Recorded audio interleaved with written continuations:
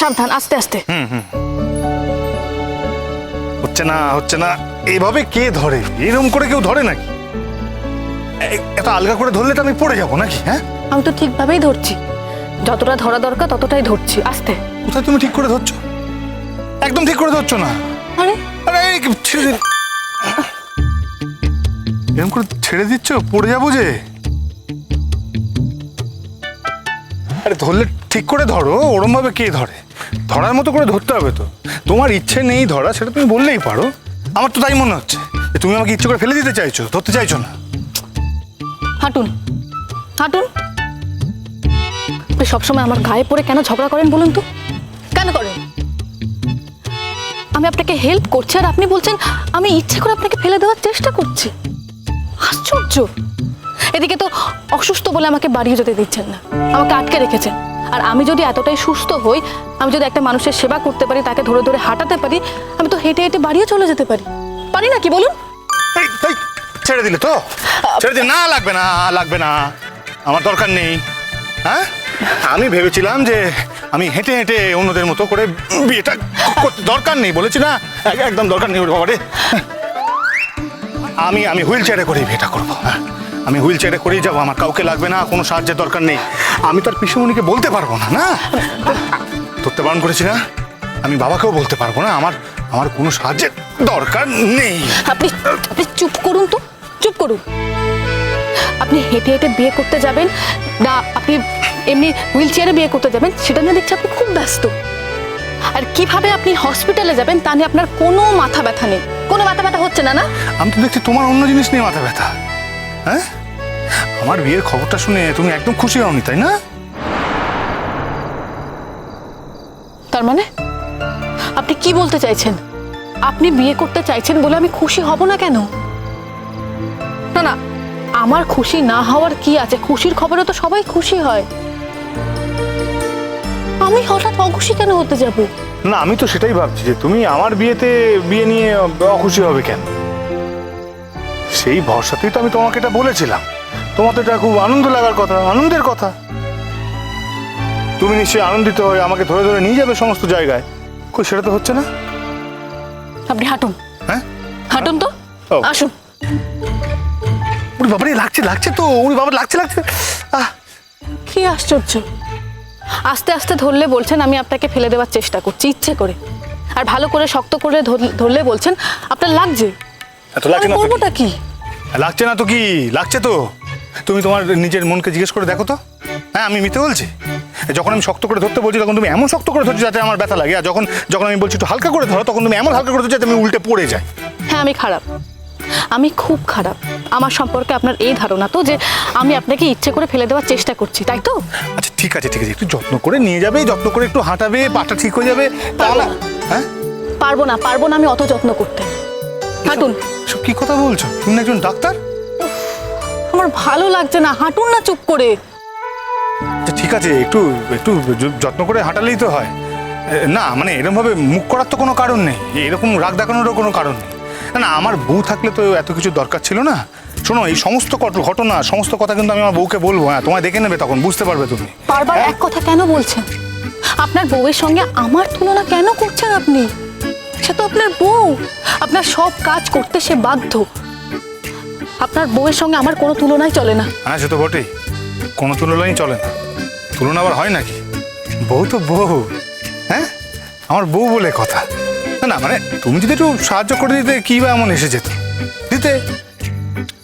আমার বউ থাকলে আমি কি তোমার সাহায্য চাইতাম? আমিও তাই বলছিলাম, পুরো বিষয়টা আমি একটু বাদে করছি। অঙ্কিতা দি, বিশেষ কাজে এসেছি বুঝলে। বাপি তো দুদিন ধরে আসছে না, বুঝতেই পারছো, বিজি হয়ে গেছে। হঠাৎ করে আসলে ঠিক হয়েছে তো, তাই দায়িত্ব কিন্তু আমার উপরেই পড়েছে। সেসব বুঝলাম, তুমি একটা কাজ করো না, চেম্বারে চলো, চেম্বারে বসে কথা বলি। আরে না, মানে সেই সময় তো হবে না, দেরি হয়ে যাবে। একটা কাজেই তো এসেছি, এখানে বলে নিন না। এ বাবা, আমাদের সঙ্গে তোমার সেরকম সম্পর্ক? তুমি সময় নিয়ে আসোনি কেন বলো তো? এবার তো পানিশমেন্ট পাবে, বসে চা কফি খেয়ে যেতে হবে। তোমার বাড়ি, যেখানে বসিয়ে চা কফি এসব খাওয়ানোর অফার করছো? হ্যাঁ, আসলে বেশিরভাগ সময়টা এখানেই কাটাই তো, হসপিটালটাই বাড়ি হয়ে গেছে। এসো না, তুমি এসো। প্লিজ এসো। প্লিজ এসো অঙ্কিতা দি। এসো। তুমি কি একটা ইম্পর্টেন্ট কথা বলবে বলছিলে, বলো না, বসো। এই তুমি একটা কোর্স করছো না কি, শুনলাম একটা? আমার কথা ছাড়ো, আমি কি তোমাদের মতন আর গুণী মানুষ নাকি? এটা আবার কি কথা? আমার বরের ইচ্ছা হচ্ছে আমাকে তোমাদের মতন তৈরি করবে। কাঁথা পিটিয়ে কি আর ঘোড়া করা যায়? আমি তো ওকে বলেইছি, আমার কথা শোনেই না। ও যে কোর্সটা করছে জানো অঙ্কিতা দি, ওখানে একটা টেস্ট নিয়েছে ওরা, তো সেই টেস্টে ও 1 থেকে 10-এর মধ্যে র্যাঙ্ক করেছে। আমার কাছে কিন্তু এটা অনেকটা, আমি এতটা আশা করিনি। Definitely wonderful. তুমি তুমি কাকে বলছো? অঙ্কিতা দিরা হলে ফার্স্ট সেকেন্ড হতো, আমি কোথায় 9 নম্বরে আছি। রঞ্জা, ফার্স্ট তো একজনই হয়, সবাই যদি ফার্স্ট হয় তাহলে বাকিরা কি করবে বলো তো? তুমি যে এত অল্প সময়ের মধ্যে এতটা অ্যাচিভ করেছো, আমার কাছে সেটাই অনেক। এক্স্যাক্টলি কি কোর্স করো তুমি?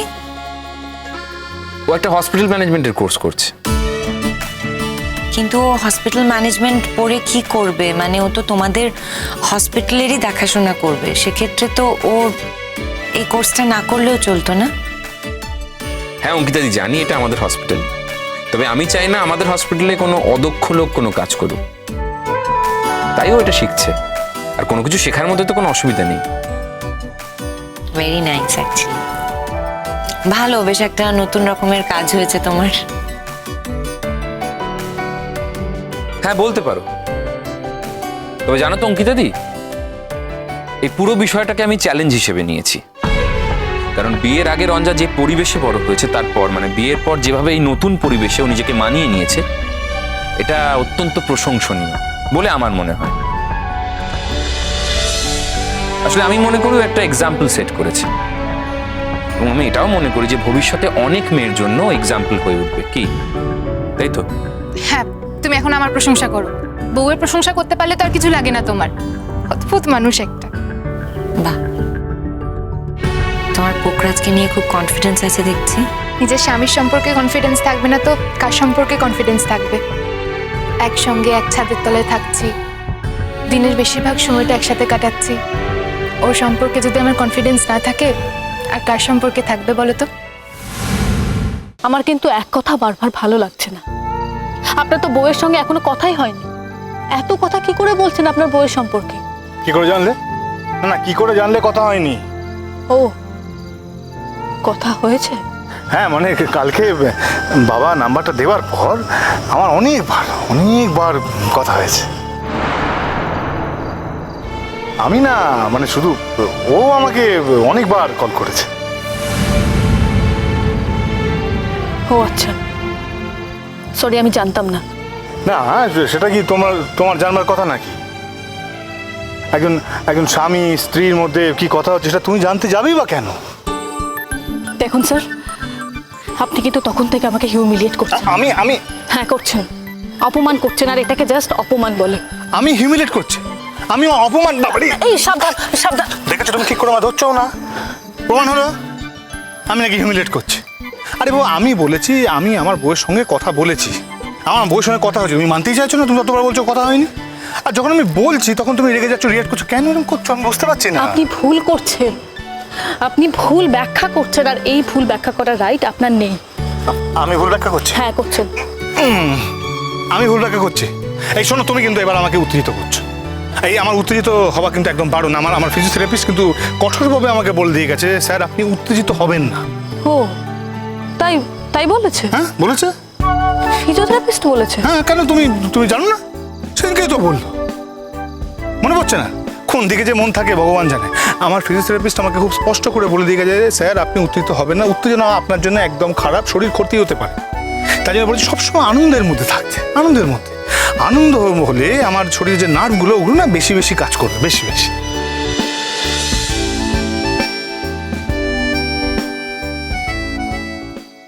ওইভাবে তাকিয়ে কি দেখছো? না তুমি জিজ্ঞেস করো, ও এলে তুমি জিজ্ঞেস করে দেখো, ও বলেছে। আমি তো আপনাকে কোনোভাবে মেন্টাল প্রেশার দিতে চাইছি না। আপনার মেন্টাল প্রেশার কেন হবে? আমি কে? আমার কথাতে আপনার মেন্টাল প্রেশার হতে যাবেই বা কেন? আপনার তো বউ আছে। হ্যাঁ, বউ যেমন আছে আছে, আমার বন্ধু হিসেবে তুমি আছো আমার। বন্ধুত্বের আবার কি? কিসের বন্ধুত্ব? আপনি আমার হসপিটালের বস, এক্স বস। না না, ভুল হচ্ছে। তুমি কিন্তু রিজাইন করোনি, তুমি রিজয়েন করেছো। আর তুমি বলেছিলে না, তুমি তো বলেছিলে যে হসপিটালের পুরো দায়িত্ব আমি নিলাম। নিয়েছিলাম, যতক্ষণ আপনি অসুস্থ ছিলেন ততক্ষণ। এই তো আপনি এখন সুস্থ হয়ে হসপিটালে সব দায়িত্ব তুলে নেবেন। অবশ্য আপনিই বা নেবেন কি করে?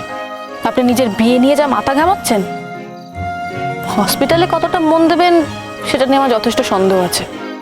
কি আশ্চর্য কথা, নতুন বিয়ে, একটু এদিক ওদিক করবো না? মানে এদিক ওদিক তো হতেই পারে। দেখো, সেই কটা দিন কিন্তু তুমি একটু চালিয়ে নিও প্লিজ। আপনি বিয়ে করবেন বলে আপনার হসপিটালের দায়িত্ব আমাকে নিতে হবে? এই শান্ত শান্ত, কুল। বাড়ি থেকে সবাই ছুটে চলে আসবে তো, পিসিমণি, বাবা, সবাই। বাবা তো সাংঘাতিক ঝগড়াঝাটি হচ্ছে। আরে বাবা, সেরকম তো কিছু হচ্ছে না। বলছি, আমি আমি না একটা হানিমুনে যাওয়ার প্ল্যান করছি।